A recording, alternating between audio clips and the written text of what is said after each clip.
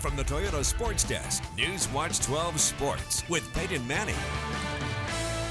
The Southern Oregon football team wrapped up week 3 of fall camp on Friday night with an inter-squad scrimmage. The guys now set their focus on game prep for the Lincoln Oaklanders. So for the first time this season, Raider fans, it's finally game week. On Friday, Coach Brown and his staff took the last practice of fall camp to finalize their roster, practice their offensive and defensive schemes, and also name their 2024 captains. The guys leading the Raiders into the season will be offensive lineman Gustavo Mendez, QB1 Blake Asciuto, linebacker Ty Glumbick, and safety Jackson Jedrzejkowski. These 4 Raiders are not just leaders on the field, but also mentors, motivators, and symbols of the Raiders' core values.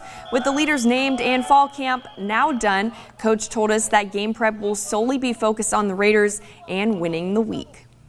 We're not going to treat our first game any different than we do week 6.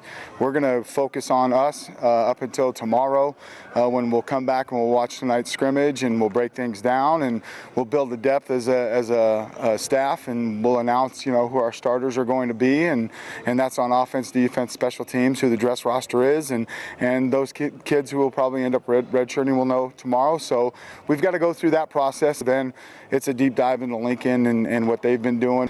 So yeah, we're excited to move on from camp, but we're just quite not there yet. The Oregon Ducks and Oregon State Beavers got their season started on Saturday. The Ducks welcoming in Idaho to begin their Big Ten era. The Beavers opening their season against Idaho State. Let's see some highlights. Starting with Oregon, the Ducks taking the field as first-year members of the Big Ten Conference. Dylan Gabriel in the starting role. He finds Tez Johnson wide open. Johnson hits the corner and gets the Ducks on the board first. Get used to seeing that duo all year. Idaho on offense, trying to get something rolling before things get carried away. Looking for his guy in the end zone, but it's picked. Brandon Johnson comes down with it instead.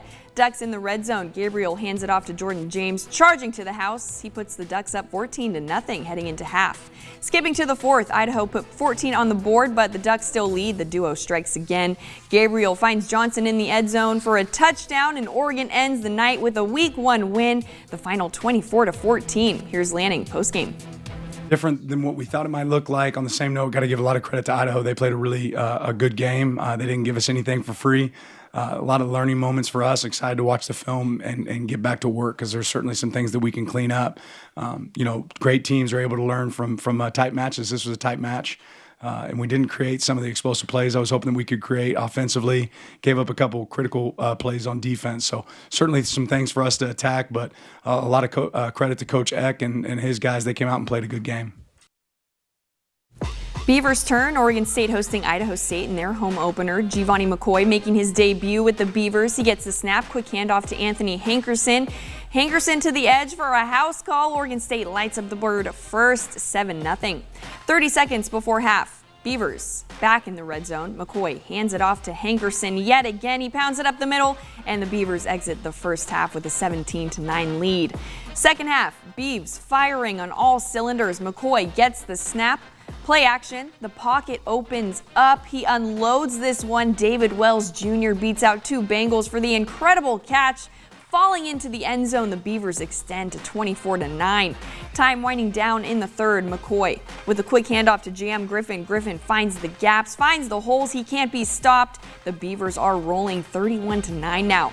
Idaho State puts up a touchdown, but the Beavers are in command. 9 minutes of game time left. Griffin gets the handoff. He's gone for another touchdown run, breaking ankles and cooking this Bengal defense. His second of the night. The Beavers starting the Trent Bray era 1-0 with a final of 38-15.